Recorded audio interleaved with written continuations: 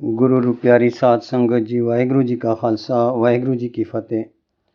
Professor Puran Singh ji ਦੀ ਇੱਕ ਅਮੋਲਕ ਲਿਖਤ ਹੈ ਜਿਸ ਦਾ ਸਿਰਲੇਖ ਹੈ ਦੇਵਾਂਗਨੀ। ਇਹ ਘਟਨਾ ਗੁਰੂ ਤੇਗ ਬਹਾਦਰ ਸਾਹਿਬ ਦੇ ਇਸ ਬਚਨ ਤੇ ਆਧਾਰਿਤ ਹੈ ਕਿ ਨਿਜ ਕਰ ਦੇਖਿਓ ਜਗਤ ਮੈਂ ਕੋ ਕਾਹੂ ਕੋ ਨਾ ਹੈ, ਨਾਨਕ ਥਿਰ ਹਰ ਭਗਤ ਹੈ ਤਹਿ ਰਾਖੋ ਮਨ ਮਾਹੇ। ਇਸ ਵਿੱਚ ਬਹੁਤ ਸਿੱਖਿਆਦਾਇਕ ਘਟਨਾਵਾਂ ਹਨ। ਪਹਿਲੇ ਹਿੱਸੇ ਵਿੱਚ ਜੋ ਪੋਠੋਹਾਰ ਵਿੱਚ ਪੁਰਾਣੇ ਸਮੇਂ ਵਿਆਹ ਦੀ ਰਸਮ ਹੁੰਦੀ ਸੀ, ਉਸ ਦਾ ਇੱਕ ਵਿਸਮਾਦਕ ਵਰਣਨ ਹੈ। ਫਿਰ ਅੱਗੇ ਪਰਿਵਾਰ ਦਾ ਆਪਸੀ ਪਿਆਰ ਹੈ। ਫਿਰ ਪਰਿਵਾਰ ਵਿੱਚ ਜੋ ਜਲਨ ਪੈਦਾ ਹੁੰਦੀ ਹੈ, ਉਸ ਤੋਂ ਜਿਹੜੀਆਂ ਲਾਂਛਣ ਲੱਗਣ ਦੇ ਕਾਰਨਾਮੇ ਸ਼ੁਰੂ ਹੁੰਦੇ ਹਨ, ਕਿਸ ਤਰ੍ਹਾਂ ਕਈ ਜੀਵਨ ਤਬਾਹ ਹੋ ਜਾਂਦੇ ਹਨ ਅਤੇ ਅੰਤ ਵਿੱਚ ਕੀ ਹੁੰਦਾ ਹੈ, ਇਸ ਲੇਖ ਤੋਂ ਸਾਨੂੰ ਪਤਾ ਚੱਲੇਗਾ। ਅਤੇ ਇੱਕ ਇਹ ਅਸੂਲ ਵੀ ਪਤਾ ਚੱਲੇਗਾ ਕਿ ਭਾਵੇਂ ਵਕਤੀ ਤੌਰ 'ਤੇ ਝੂਠ ਜਿੱਤਦਾ ਹੈ, ਭਾਵੇਂ ਕਈ ਸਾਲ ਉਹ ਝੂਠ ਬਰਕਰਾਰ ਰਹਿੰਦਾ ਹੈ, 5 ਸਾਲ 10 ਸਾਲ 20 ਸਾਲ, ਪਰ ਗੁਰਬਾਣੀ ਦਾ ਇਹ ਬਚਨ ਸੱਤ ਹੈ। ਕੂੜ ਨਿਖੁੱਟੇ ਨਾਨਕਾ ਓੜਕ ਸੱਚ ਰਹੀ। ਆਓ ਪਿਆਰ ਨਾਲ ਸਰਵਣ ਕਰਨ ਦੀ ਕੋਸ਼ਿਸ਼ ਕਰੀਏ ਜੀ। ਪੁਰਾਣੇ ਸਮਿਆਂ ਵਿੱਚ ਕਿਸੇ ਪੋਠੋਹਾਰੀ ਕੁੜੀ ਦਾ ਵਿਆਹ ਇੱਕ ਬੜਾ ਰੰਗੀਨ ਉਤਸਵ ਹੁੰਦਾ ਸੀ। ਇਸ 'ਤੇ ਖੂਬ ਰੰਗ ਰੌਣਕ ਹੁੰਦੀ। ਅੱਜ ਕੱਲ੍ਹ ਦੇ ਸਭੇ ਸਮਿਆਂ ਵਾਂਗ ਵਿਆਹ ਇੱਕ ਦਿਨ ਵਿੱਚ ਹੀ ਖਤਮ ਨਹੀਂ ਸੀ ਹੋ ਸਕਦਾ। ਇਹ ਇੱਕ ਮੁੱਖ ਘਟਨਾ ਹੁੰਦੀ ਸੀ ਜਿਸ ਦੀਆਂ ਮਿੱਠੀਆਂ ਯਾਦਾਂ ਪੋਠੋਹਾਰ ਦੇ ਜੀਵਨ ਨੂੰ ਸਦਾ ਹੀ ਰੰਗਲਾ ਬਣਾਉਂਦੀਆਂ ਰਹਿੰਦੀਆਂ ਸਨ। ਲਾੜੇ ਆਪਣੇ ਵਿਆਹ ਦੀ ਰਾਤ ਦੀਆਂ ਯਾਦਾਂ ਨਾਲ ਆਪਣੇ ਜੀਵਨ ਨੂੰ ਸਫੁਰਤੀ ਪ੍ਰਦਾਨ ਕਰਦੇ ਅਤੇ ਲਾੜੀ ਆਪਣੇ ਨਵੀਂ ਵਿਆਹੀ ਆਈ ਦੇ ਕਮਰੇ ਵਿੱਚ ਆਪਣੇ ਟਹਿਕਦੇ ਹੋਏ ਪਤੀ ਦੇ ਪਹਿਲੀ ਵਾਰੀ ਆਉਣ ਦੀ ਝਾਕੀ ਨੂੰ ਯਾਦ ਕਰਕੇ ਆਪਣੇ ਰੋਜ਼ਾਨਾ ਜੀਵਨ ਦੇ ਬਖੇੜਿਆਂ ਵਿੱਚੋਂ ਖੁਸ਼ੀ ਹਾਸਲ ਕਰਦੀ। ਆਮ ਤੌਰ 'ਤੇ ਜਵਾਨੀ ਦੀ ਅੱਗ ਨੂੰ ਭੜਕਣ ਨਹੀਂ ਸੀ ਦਿੱਤਾ ਜਾਂਦਾ। ਇਸ ਨੂੰ ਹਰ ਤਰ੍ਹਾਂ ਨਾਲ ਦਬਾ ਕੇ ਰੱਖਣ ਦਾ ਯਤਨ ਕੀਤਾ ਜਾਂਦਾ ਸੀ। ਕਿਸੇ ਵੀ ਪੋਠੋਹਾਰੀ ਕੁੜੀ ਨੂੰ ਆਪਣੇ ਵਿਆਹ ਦੀ ਰਾਤ ਤੋਂ ਪਹਿਲਾਂ ਆਪਣੇ ਵਾਲਾਂ ਨੂੰ ਵਾਹ ਸਵਾਰ ਕੇ ਮੀਡੀਆਂ ਨਹੀਂ ਸੀ ਗੁੰਦਣ ਦਿੱਤੀਆਂ ਜਾਂਦੀਆਂ। ਨਾ ਹੀ ਉਸ ਨੂੰ ਅੱਖਾਂ ਵਿੱਚ ਸੁਰਮਾ ਮਟਕਾਉਣ ਦਿੱਤਾ ਜਾਂਦਾ ਸੀ। ਉਹ ਘਰ ਵਿੱਚ ਮਿੱਟੀ ਘੱਟੇ ਵਿੱਚ ਲਿਬੜੀ ਮਜ਼ਦੂਰ ਕੁੜੀਆਂ ਵਾਂਗ ਰਹਿੰਦੀ ਸੀ। ਉਸ ਵਿੱਚ ਔਰਤਾਂ ਵਾਲੀ ਮਟਕ ਤੇ ਨਾਜ਼ ਨਖਰੇ ਵੀ ਨਹੀਂ ਸਨ ਹੁੰਦੇ। ਉਸ ਦੇ ਕੱਪੜੇ ਘਰ ਦੇ ਕੱਤੇ ਸੂਤ ਦੇ ਖੱਦਰ ਦੇ ਬਣੇ ਹੁੰਦੇ। ਉਸ ਦੇ ਸਿਰ ਦਾ ਦੁਪੱਟਾ ਸਿਰਫ ਉਸ ਦੇ ਵਾਲ ਹੀ ਢੱਕਦਾ। ਉਸ ਦਾ ਮੂੰਹ ਨੰਗਾ ਹੁੰਦਾ।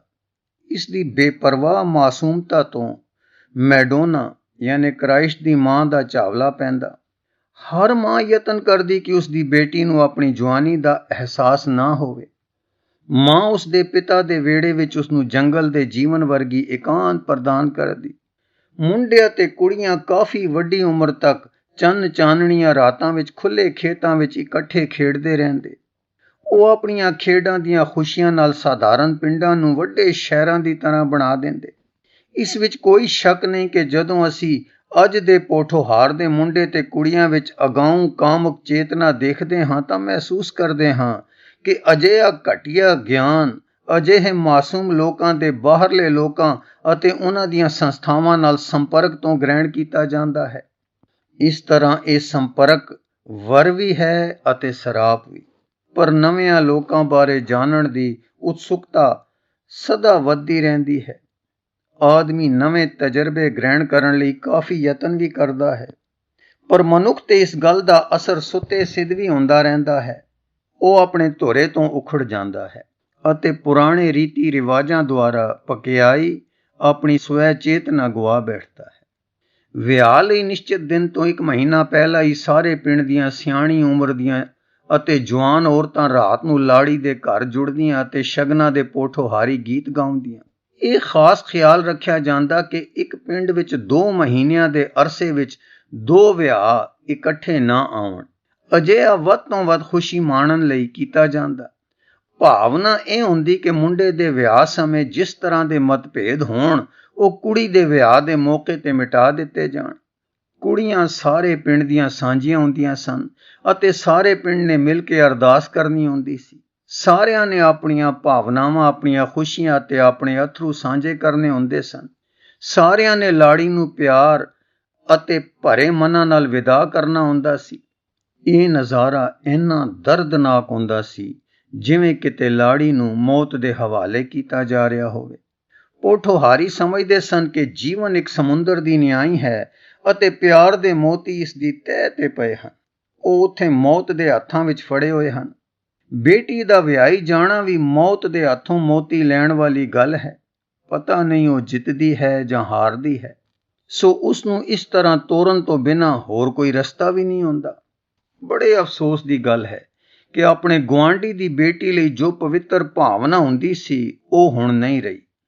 ਅੱਜ ਇੱਕ ਛੋਟੇ ਜਿਹੇ ਕਸਬੇ ਵਿੱਚ ਇੱਕ ਰਾਤ ਵਿੱਚ ਹੀ ਲਗਭਗ ਅੱਧੀ ਦਰਜਨ ਸ਼ਾਦੀਆਂ ਹੁੰਦੀਆਂ ਹਨ। ਉੱਥੇ ਟੁੱਟੇ ਭੱਜੇ ਅਤੇ ਪੁਰਾਣੇ ਫੌਜੀ ਡਰਮਾਂ ਦਾ ਭੱਦਾ ਜਿਹਾ ਸੰਗੀਤ ਹੁੰਦਾ ਹੈ ਜਾਂ ਅੰਗਰੇਜ਼ਾਂ ਰੈਜੀਮੈਂਟਾਂ ਦੇ ਸਟੋਰਾਂ ਵਿੱਚੋਂ ਲਿਆਂਦੇ ਬੈਗ ਪਾਈਪਾਂ ਦਾ ਸ਼ੋਰ ਹੁੰਦਾ ਹੈ। ਅੱਜ ਕੱਲ੍ਹ ਆਮ ਲੋਕਾਂ ਦੇ ਕਿਰਦਾਰ ਦੀ ਤਰ੍ਹਾਂ ਧਰਮ ਵਿੱਚ ਵੀ ਨਿਗਾਰ ਆ ਗਿਆ ਹੈ। ਸਾਰੇ ਰਸਮ ਪੂਰੀ ਕਰਨ ਦੀ ਕਾਹਲੀ ਵਿੱਚ ਆਉਂਦੇ ਹਨ। ਵਿਆਹ ਪਿਆਰ ਦਾ ਪਵਿੱਤਰ ਰਿਸ਼ਤਾ ਹੋਣ ਦੀ ਥਾਂ ਇੱਕ ਭੱਦੀ ਰਸਮ ਬਣ ਗਿਆ ਹੈ। ਦੇਵਾਂਗਨੀ ਦੇ ਵਿਆਹ ਤੇ ਪਿਆਰ ਦੀਆਂ ਪੁਰਾਣੀਆਂ ਰਸਮਾਂ ਦੀ ਚੜ੍ਹਤ ਸੀ ਅਤੇ ਕੋਈ ਵੀ ਇਹਨਾਂ ਨੂੰ ਭੰਗ ਕਰਨ ਦੀ ਹਿੰਮਤ ਨਹੀਂ ਸੀ ਕਰਦਾ। ਰਾਵਲਪਿੰਡੀ ਅਤੇ ਲਾਹੌਰ ਦੇ ਦਰਮਿਆਨ ਰੇਲ ਦੀ ਪਟੜੀ ਨਵੀਂ ਪਈ ਸੀ। ਕਈਆਂ ਨੇ ਅਜੇ ਗੱਡੀ ਚੜ੍ਹ ਕੇ ਨਹੀਂ ਸੀ ਦੇਖਿਆ। ਉਸ ਦਾ ਪਿਤਾ ਦਿਲਾਵਰ ਸਿੰਘ ਆਪਣੀ ਇੱਕੋ ਇੱਕ ਬੇਟੀ ਦੇ ਵਿਆਹ ਦੀਆਂ ਤਿਆਰੀਆਂ ਕਰਨ ਵਿੱਚ ਬੁਰੀ ਤਰ੍ਹਾਂ ਉਲਝਿਆ ਹੋਇਆ ਸੀ। ਉਹ ਬਾਹਰ ਅੰਦਰ ਆਉਂਦਾ ਜਾਂਦਾ, ਜਲਦੀ ਨਾਲ ਦੇਵਾਂਗਨੀ ਕੋਲ ਜਾਂਦਾ ਅਤੇ ਉਸ ਨੂੰ ਪਿਆਰਦਾ। ਕਈ ਵਾਰੀ ਉਸ ਦਾ ਕੋਈ ਅਥਰੂ ਉਸ ਦੇ ਵਾਲਾਂ ਵਿੱਚ ਅਟਕ ਕੇ ਸੁੱਕ ਜਾਂਦਾ। ਤਖਤ ਪਰੀ ਪਿੰਡ ਵਿਖੇ ਦਿਲਾਵਰ ਸਿੰਘ ਦੇ ਘਰ ਪੂਰਾ ਮਹੀਨਾ ਖੁਸ਼ੀਆਂ ਮਨਾਉਂਦੀਆਂ ਜਾਂਦੀਆਂ ਰਹੀਆਂ। ਦਿਲਾਵਰ ਸਿੰਘ ਨੇ ਕਦੇ ਚੰਗੇ ਦਿਨ ਦੇਖੇ ਸਨ, ਪਰ ਹੁਣ ਉਹ ਬਹੁਤਾ ਅਮੀਰ ਨਹੀਂ ਸੀ। ਪਰ ਜਿਵੇਂ ਪੋਠੋਹਾਰ ਦੇ ਲੋਕ ਕਹਿੰਦੇ ਨੇ, ਤੇਲ ਵਾਲਾ ਭਾਂਡਾ ਸਦਾ ਹੀ ਥਿੰਦਾ ਰਹਿੰਦਾ ਹੈ। ਉਸ ਦੇ ਕਿਸੇ ਵੀ ਰਿਸ਼ਤੇਦਾਰ ਨੂੰ ਉਸਨੇ ਖਾਂਦਾ ਪੀਂਦਾ ਹੋਣ ਬਾਰੇ ਸ਼ੱਕ ਨਹੀਂ ਸੀ। ਉਨੀ ਦਿਨੀ ਪੁਰਾਣੇ ਲੋਕ ਆਪਣੀ ਮਾਇਕੀ ਸਥਿਤੀ ਬਾਰੇ ਕਦੇ ਵੀ ਗੱਲ ਨਹੀਂ ਸੀ ਕਰਦੇ। ਜਦੋਂ ਉਹ ਭੁੱਖੇ ਵੀ ਹੁੰਦੇ, ਉਹ ਆਪਣੇ ਮਹਿਮਾਨਾਂ ਦੀ ਬੜੇ ਪਿਆਰ ਨਾਲ ਆਓ ਭਗਤ ਕਰਦੇ। ਦੇਵਾਂਗਨੀ ਸਰਦਾਰ ਦਿਲਾਵਰ ਸਿੰਘ ਅਤੇ ਉਸ ਦੀ ਪਤਨੀ ਅਤਰੋ ਦੀ ਇੱਕੋ ਇੱਕ ਬੇਟੀ ਸੀ। ਉਹ ਉਹਨਾਂ ਦੋਹਾਂ ਦੀ ਜਾਨ ਸੀ। ਉਹ ਉਸੇ ਤੇ ਆਪਣਾ ਪਿਆਰ ਨਿਛਾਵਰ ਕਰਦੇ। ਦੇਵਾਂਗਨੀ ਨੂੰ ਉਸ ਦੇ ਮਾਪਿਆਂ ਬੜੇ ਮਾਣ ਨਾਲ ਰਾਜਕੁਮਾਰੀ ਦੀ ਤਰ੍ਹਾਂ ਪਾਲਿਆ ਪੋਸਿਆ ਸੀ। ਦੇਵਾਂਗਨੀ ਜਦੋਂ ਅਜੇ ਬੱਚੀ ਹੀ ਸੀ ਤਾਂ ਰਿਸ਼ਤੇਦਾਰ ਇਸ ਸੋਹਣੇ ਜਿਹੇ ਬਾਲ ਲਈ ਕੋਈ ਗਹਿਣਾ ਜਾਂ ਕੋਈ ਰੰਗਦਾਰ ਕੱਪੜੇ ਦੀ ਸਿਆਲਕੋਟੀ ਗੁੱਡੀ ਲਿਆਉਣੀ ਨਹੀਂ ਸੀ ਭੁੱਲਦਾ। ਇਹ ਵੀ ਕਹਿ ਸਕਦੇ ਹਾਂ ਕਿ ਉਹ ਇੱਕ ਵਿਗੜਿਆ ਹੋਇਆ ਬੱਚਾ ਸੀ, ਜਿਸ ਨਿਗਾਹਬਾਨੀ ਅਧੀਨ ਆਮ ਤੌਰ ਤੇ ਕੁੜੀਆਂ ਦਾ ਪਾਲਣ ਪੋਸ਼ਣ ਹੁੰਦਾ ਹੈ, ਉਸ ਤੇ ਨਹੀਂ ਸੀ ਰੱਖੀ ਗਈ। ਉਹ ਮਰਜ਼ੀ ਦੀ ਮਾਲਕ, ਜੋ ਚਾਹੁੰਦੀ ਕਰਦੀ ਅਤੇ ਮਨ ਭਾਉਂਦੀ ਖੇਡ ਖੇਡਦੀ। ਦੂਸਰੀਆਂ ਕੁੜੀਆਂ ਵਾਂਗ ਕੋਈ ਬੰਦਿਸ਼ ਨਹੀਂ ਸੀ। ਜੇ ਉਹ ਫੁੱਲ ਮੰਗਦੀ ਤਾਂ ਉਸ ਦੇ ਪਿਤਾ ਮੋਤੀਏ ਦਾ ਹਾਰ ਲਿਆ ਕੇ ਦਿੰਦੇ। ਉਹ ਰੇਸ਼ਮੀ ਕੱਪੜੇ ਪਾਉਂਦੀ। ਇਹਨਾਂ ਸਾਰੀਆਂ ਗੱਲਾਂ ਵਿੱਚ ਉਸ ਨੂੰ ਪੁੱਤਰਾਂ ਦੀ ਤਰ੍ਹਾਂ ਹੀ ਸਮਝਿਆ ਜਾਂਦਾ ਸੀ। ਜਦੋਂ ਦੇਵਾਂਗਨੀ ਵੱਡੀ ਹੋਈ ਤਾਂ ਉਸ ਪਿੰਡ ਦੇ ਖੁੱਲ੍ਹੇ ਖੇਤਾਂ ਵਿੱਚ ਖੇਡੀਆਂ ਜਾਣ ਵਾਲੀਆਂ ਖੇਡਾਂ ਆਪ ਹੀ ਈਜਾਦ ਕਰ ਲਈਆਂ। ਉਹ ਹਰ ਤਰ੍ਹਾਂ ਦੀ ਖੇਡ ਬੜੀ ਚੰਗੀ ਤਰ੍ਹਾਂ ਖੇਡ ਲੈਂਦੀ ਸੀ। ਇਸ ਤੋਂ ਇਲਾਵਾ ਉਹ ਲੁਕਣ ਮੀਟੀ ਅਤੇ ਕਿਕਲੀ ਵਰਗੀਆਂ ਖੇਡਾਂ ਵੀ ਖੇਡਦੀ। ਸਾਰੇ ਮੁੰਡੇ ਅਤੇ ਕੁੜੀਆਂ ਉਸ ਦਾ ਰਾਣੀਆਂ ਦੀ ਤਰ੍ਹਾਂ ਮਾਣ ਕਰਦੇ ਅਤੇ ਉਸ ਦੀ ਗੱਲ ਵੀ ਮੰਨਦੇ। ਜਦੋਂ ਉਹ ਆਪਣੇ ਹੀ ਬਣਾਏ ਚੁਟਕਲੇਦਾਰ ਗੀਤ ਗਾਉਂਦੀ, ਉਸ ਦੇ ਸਾਥੀ ਖਿਡਾਰੀਆਂ ਦੀ ਖੁਸ਼ੀ ਦੀ ਕੋਈ ਹੱਦ ਨਾ ਰਹਿੰਦੀ। ਉਹਨਾਂ ਦੀਆਂ ਖੁਸ਼ੀਆਂ ਵਿੱਚ ਝੂਲਦੀਆਂ ਬਾਹਾਂ ਜਿਵੇਂ ਆਕਾਸ਼ ਛੂੰਹਦੀਆਂ ਹੋਣ। ਦੂਸਰਾ, ਜਨੇਤ ਆਉਣ ਦੀ ਰਾਤ ਨੇੜੇ ਆ ਰਹੀ ਸੀ। ਜਨੇਤ ਤੋਂ ਭਾਵ ਜੰਝ। ਜਨੇਤ ਕੱਲਰ ਤੋਂ ਆਉਣੀ ਸੀ ਅਤੇ ਕੱਲਰ ਤੋਂ ਤਖਤ ਪਰੀ ਤੱਕ ਦੇ ਕੱਚੇ ਰਾਹ ਤੇ ਕਈ ਪੜਾਅ ਕਰਨੇ ਪੈਣੇ ਸਨ। ਦਿਲਾਵਰ ਸਿੰਘ ਦੇ ਘਰ ਰਿਸ਼ਤੇਦਾਰਾਂ ਦੀ ਗਹਿਮਾ ਗਹਿਮ ਸੀ। ਉਹਨਾਂ ਨੇ ਭੜਕੀਲੇ ਕੱਪੜੇ ਪਾਏ ਹੋਏ ਸਨ ਅਤੇ ਉਹਨਾਂ ਦੇ ਚਿਹਰਿਆਂ ਤੇ ਖੇੜਾ ਸੀ।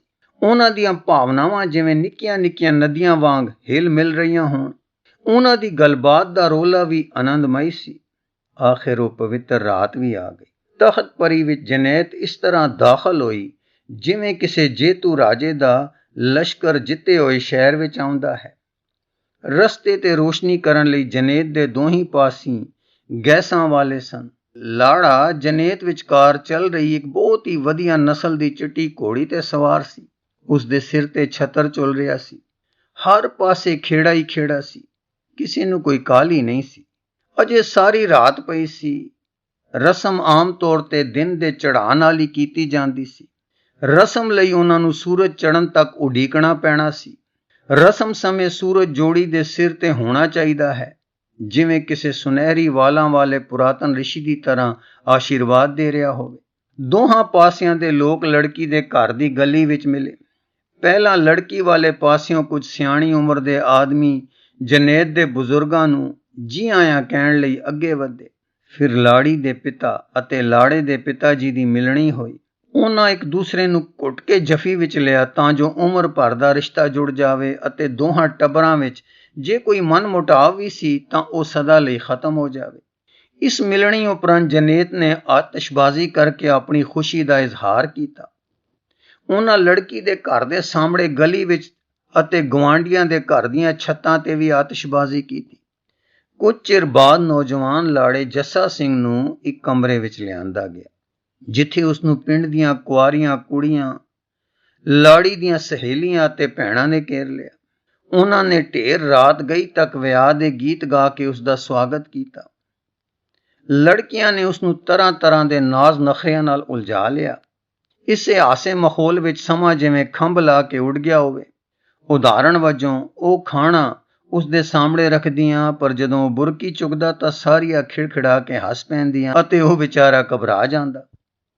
ਵਿਚਾਰਾ ਜੱਸਾ ਸਿੰਘ ਕੁੜੀਆਂ ਦੀਆਂ ਇਹਨਾਂ ਚਾਲਾਂ ਤੋਂ ਅਣਜਾਣ ਸੀ। ਉਹ ਸਮਝਦਾ ਸ਼ਾਇਦ ਉਸ ਕੋਈ ਗਲਤ ਚੀਜ਼ ਖਾਣ ਦਾ ਯਤਨ ਕੀਤਾ ਹੈ। ਸਾਰੀਆਂ ਇੱਕ ਆਵਾਜ਼ ਵਿੱਚ ਹੋ ਹੋ ਕਰਦਿਆਂ ਕਹਿੰਦੀਆਂ, ਵਿਚਾਰਾ ਕਿੰਨਾ ਸਾਊ ਹੈ, ਇੱਕ ਰੋਟੀ ਦੀ ਬੁਰਕੀ ਲਈ ਝੁੱਕ ਕੇ ਮਿੰਨਤਾਂ ਕਰਦਾ ਹੈ। ਹਾਏ, ਮਾਂ ਨੇ ਇਸ ਨੂੰ ਰੋਟੀ ਖਾਣੀ ਵੀ ਨਹੀਂ ਸਿਖਾਈ, ਕੋਈ ਦੂਸਰੀ ਕਹਿੰਦੀ। ਚੁੱਪ, ਸ਼ਰਾਰਤੀ ਨਾ ਹੋਣ ਤੇ ਕਿਉਂ ਤੰਗ ਕਰ ਰਹੀਆਂ ਹੋ ਮੇਰੇ ਪਿਆਰੇ ਬੇਟੇ ਨੂੰ? ਖਾ ਮੇਰੇ ਪੁੱਤ ਖਾ, ਵਿਚਾਰਾ ਭੁੱਖਣ ਭਾਣਾ ਹੈ। ਇਹ ਤਾਂ ਤੇਰਾ ਮੂੰਹ ਦੇਖਣ ਦੀਆਂ ਚਾਵਾਂ ਨੇ, ਤੇਰੀਆਂ ਅੱਖਾਂ ਅਤੇ ਤੇਰਾ ਚੌੜਾ ਮੱਥਾ। ਜਦੋਂ ਤੂੰ ਬੁਰਕੀ ਲੈਣ ਲਈ ਝੁਕਦਾ ਏ ਤਾਂ ਤੇਰੀਆਂ ਨਜ਼ਰਾਂ ਵੀ ਝੁਕ ਜਾਂਦੀਆਂ ਨੇ। ਇਹ ਤੇਰੀਆਂ ਅੱਖਾਂ ਵਿੱਚ ਨਹੀਂ ਦੇਖ ਸਕਦੀਆਂ, ਇਸੇ ਕਰਕੇ ਹੀ ਜਨੌਰਾਂ ਵਾਂਗ ਚੀਕਦੀਆਂ ਨੇ। ਇਹਨਾਂ ਦੀ ਪਰਵਾਹ ਨਾ ਕਰ, ਖਾ ਲੈ ਮੇਰੇ ਮਿੱਠੂ, ਕੋਈ ਹੋਰ ਮਜ਼ਾਕ? ਓਹੋ, ਤੂੰ ਆਪਣੀ ਮਾਂ ਨੂੰ ਨਾਲ ਕਿਉਂ ਨਹੀਂ ਲੈ ਆਇਆ? ਸਾਨੂੰ ਪਤਾ ਲੱਗਾ ਹੈ ਕਿ ਉਹ 100 ਆਦਮੀਆਂ ਜਿੰਨੀ ਜਰਵਾਣੀ ਹੈ ਕੋਈ ਬੋਲਦੀ। ਢੀਠ ਨਾ ਹੋਵੇ ਤਾਂ ਇਹਨੂੰ ਨਾਰਾਜ਼ ਨਾ ਬਈ ਕਰੋ। ਮਾਵਾਂ ਬੱਚਿਆਂ ਨੂੰ ਬਹੁਤ ਪਿਆਰੀਆਂ ਹੁੰਦੀਆਂ ਨੇ, ਇਹ ਵੀ ਤਾਂ ਬੱਚਾ ਹੀ ਹੈ ਨਾ, ਬਸ ਜ਼ਰਾ ਦਾੜੀ ਆਈ ਹੋਈ ਹੈ। ਨਾ ਭਾਈ, ਮੈਂ ਕੋਈ ਗਲਤ ਗੱਲ ਕਹੀ ਆ? ਇਹਦੀ ਮਾਂ ਬੜੀ ਜਰਵਾਣੀ ਹੈ, ਉਹ ਇਸ ਨੂੰ ਇਸ ਤਰ੍ਹਾਂ ਦੀਆਂ ਔਕੜਾਂ ਵਿੱਚੋਂ ਬਚਾ ਸਕਦੀ ਹੈ। ਪਰ ਇਹ ਤਾਂ ਸੀ ਨਾ ਜੇ ਉਹ ਆਉਂਦੀ। ਦੇਖ ਵੇ ਮੁੰਡਿਆ, ਅਸਲ ਗੱਲ ਇਹ ਹੈ ਕਿ ਉਨੀ ਦੇਰੀ ਅਸੀਂ ਤੈਨੂੰ ਰੋਟੀ ਨਹੀਂ ਖਾਣ ਦੇਣੀ ਜਿੰਨੀ ਦੇਰ ਤੂੰ ਸਾਡੇ ਸਵਾਲਾਂ ਦੇ ਉੱਤਰ ਨਹੀਂ ਦਿੰਦਾ। ਕੀ ਸਾਡੇ ਲਈ ਇਹਨਾਂ ਮੋਤੀਆਂ ਦੀ ਮਾਲਾ ਪਰੋ ਦੇਵੇਂਗਾ? ਜੱਸਾ ਸਿੰਘ ਮੋਤੀਆਂ ਦੀ ਮਾਲਾ ਪਰੋਣ ਦਾ ਯਤਨ ਕਰਨ ਲੱਗਾ। ਵੈਸੇ ਇਹ ਕੰਮ ਆਮ ਤੌਰ ਤੇ ਔਰਤਾਂ ਹੀ ਕਰਦੀਆਂ ਹਨ। ਉਫ, ਲੈਂਪ ਦੀ ਰੋਸ਼ਨੀ ਮੱਧਮ ਸੀ, ਮਣਕੇ ਬਹੁਤ ਬਰੀਕ ਸਨ ਅਤੇ ਧਾਗਾ ਮੋਟਾ ਸੀ। ਉਸ ਵਿਚਾਰੇ ਦੀ ਹਾਲਤ ਤਰਸਯੋਗ ਸੀ। ਉਸ ਯਤਨ ਕੀਤਾ ਪਰ ਅਸਫਲ ਰਿਹਾ। ਹਾਸੇ ਦਾ ਇੱਕ ਫੁਹਾਰਾ ਹੋਰ ਛੁੱਟਿਆ। ਇੱਕ ਲੜਕੀ ਨੇ ਉਸ ਦੇ ਪਿੱਛੋਂ ਦੀ ਹੋ ਕੇ ਹੌਲੀ ਜਿਹੀ ਕਿਹਾ, ਮੇਰੇ ਯਾਰ, ਮੇਰੇ ਨਾਲ ਸੁਰ ਮਿਲਾ ਲੈ, ਨਹੀਂ ਤਾਂ ਬਹੁਤ ਔਖਾ ਹੋਵੇਗਾ। ਤੈਨੂੰ ਪਤਾ ਹੈ ਬਈ ਤੂੰ ਸਾਨੂੰ ਸਾਰਿਆਂ ਨੂੰ ਕਲੀਚੜੀਆਂ ਦੇਣੀਆਂ ਨੇ। ਤੇਰੀ ਮਾਂ ਨੇ ਤੈਨੂੰ ਛੱਲੇ ਦਿੱਤੇ ਹਨ ਕਿ ਉਹ ਭੁੱਲ ਹੀ ਗਈ ਹੈ। ਮੈਂ ਸੁਣਿਆ ਹੈ ਉਹ ਸਭ ਕੁਝ ਭੁੱਲ ਜਾਂਦੀ ਹੈ, ਪਰ ਆਪ ਸ਼ੀਸ਼ਾ ਦੇਖਣਾ ਨਹੀਂ ਭੁੱਲਦੀ। ਕਿਉਂ, ਇਵੇਂ ਹੈ ਨਾ? ਜੱਸਾ ਸਿੰਘ ਨੇ ਆਪਣੀਆਂ ਜੇਬਾਂ ਫਰੋਲੀਆਂ ਅਤੇ ਪਤਲੀਆਂ ਜਿਹੀਆਂ ਮੁੰਦਰੀਆਂ ਦਾ ਇੱਕ ਗੁੱਛਾ ਕੱਢਿਆ। ਉਸ ਕੁੜੀਆਂ ਨੂੰ ਵੰਡਣ ਲਈ ਖੋਲ੍ਹਿਆ। ਅਜੇ ਆਪਣੇ ਹੱਥ ਤੇ ਰੱਖਿਆ ਹੀ ਸੀ ਕਿ ਕਿਸੇ ਕੁੜੀ ਨੇ ਝਪਟਾ ਮਾਰਿਆ। ਸਾਰੇ ਛੱਲੇ ਜ਼ਮੀਨ ਤੇ ਖਿਲਰ ਗਏ। ਬੇਵਕੂਫ ਨਾ ਹੋਵੇ ਤਾਂ। ਮੁੰਡਾ ਵਿਚਾਰਾ ਭੁੱਖ ਨਾਲ ਕੰਬਣ ਡਿਆ ਹੋਇਆ ਏ। ਦੇਖੋ, ਇਹਦੀ ਮਾਂ ਨੇ ਕਦੇ ਰੱਜ ਕੇ ਰੋਟੀ ਵੀ ਨਹੀਂ ਦਿੱਤੀ। ਚਲੋ ਖਾ ਲੈਣ ਦਿਓ ਇਹਨੂੰ। ਜਦੋਂ ਉਹ ਵੱਡੀ ਸਾਰੀ ਥਾਲੀ ਵਿੱਚੋਂ ਖਾਣ ਲਈ ਕੁਝ ਚੁੱਕਣ ਦਾ ਯਤਨ ਕਰਦਾ ਤਾਂ ਇੱਕ ਗੋਲ ਮਟੋਲ ਜਿਹੀ ਸ਼ਰਾਰਤੀ ਕੁੜੀ ਉਸ ਤੇ ਲੂਣ ਫੂਕ ਦਿੰਦੀ। ਹੁਣ ਮਾਹੌਲ ਛੱਡੋ। ਇੱਕ ਸਿਆਣੀ ਜੀ ਉਮਰ ਦੀ ਔਰਤ ਆਈ ਅਤੇ ਉਸਨੇ ਇੱਕ ਚਾਂਦੀ ਦੀ ਥਾਲੀ ਵਿੱਚ ਪਰੋਸਿਆ ਖਾਣਾ ਲਾੜੇ ਦੇ ਸਾਹਮਣੇ ਰੱਖ ਦਿੱਤਾ। ਇਹ ਸਾਰੇ ਸੁਆਦਲੇ ਪਕਵਾਨ ਉਸਦੀ ਸੱਸ ਨੇ ਆਪਣੀ ਹੱਥੀਂ ਬਣਾਏ ਸਨ। ਜਦੋਂ ਜੱਸਾ ਸਿੰਘ ਅੱਧੀ ਰਾਤ ਗਈ ਆਰਾਮ ਕਰ ਰਿਹਾ ਸੀ, ਲੜਕੀਆਂ ਗੀਤ ਗਾ ਰਹੀਆਂ ਸਨ। ਕਾਫੀ ਰਾਤ ਗਈ, ਉਸ ਨੂੰ ਫੇਰਿਆਂ ਵਾਲੀ ਪਵਿੱਤਰ ਥਾਂ ਤੇ ਲੈ ਜਾਇਆ ਗਿਆ ਜੋ ਵਿਆਹ ਲਈ ਵਿਸ਼ੇਸ਼ ਤੌਰ ਤੇ ਤਿਆਰ ਕੀਤੀ ਗਈ ਸੀ। ਵੇਦੀ ਦੇ 4 ਪਾਏ ਹੁੰਦੇ ਹਨ ਕਿਉਂਕਿ ਇਹ ਇੱਕ ਰਾਤ ਲਈ ਹੀ ਲੋੜੀਂਦੀ ਹੁੰਦੀ ਹੈ, ਇਸ ਲਈ ਇਹ ਪਤਲੇ ਹੀ ਹੁੰਦੇ ਹਨ।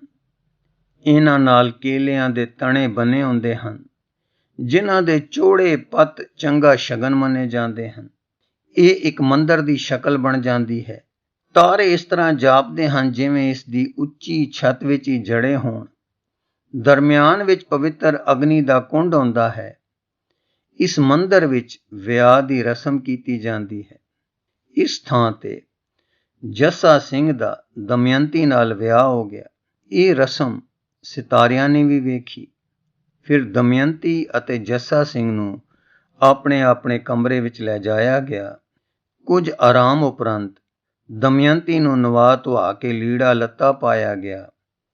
ਅਗਲਾ ਸਾਰਾ ਦਿਨ ਉਸ ਨੂੰ ਲਾੜੀ ਦੇ ਰੂਪ ਵਿੱਚ ਸਜਾਇਆ ਗਿਆ। ਗੁਰੂ ਰੂਪ ਪਿਆਰੀ ਸਾਧ ਸੰਗਤ ਜੀ, ਇਸ ਲਿਖਤ ਦਾ ਅਗਲਾ ਹਿੱਸਾ ਆਪ ਜੀ ਨੂੰ ਅੱਗੇ ਪੜ੍ਹ ਕੇ ਸਰਵਣ ਕਰਾਉਣ ਦੀ ਕੋਸ਼ਿਸ਼ ਕਰਾਂਗੇ ਜੀ। ਵਾਹਿਗੁਰੂ ਜੀ ਕਾ ਖਾਲਸਾ, ਵਾਹਿਗੁਰੂ ਜੀ ਕੀ